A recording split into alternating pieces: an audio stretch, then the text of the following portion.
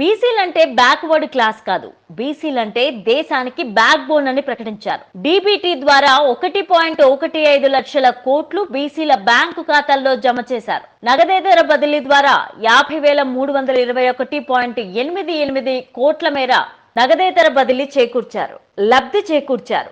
DBT non DBT ద్వారా 1.65 లక్షల కోట్ల మేర బీసీలకు ప్రయోజనం చేకూర్చారు. కీలక పదవుల్లో బీసీలు ఉన్నవారు వీరే.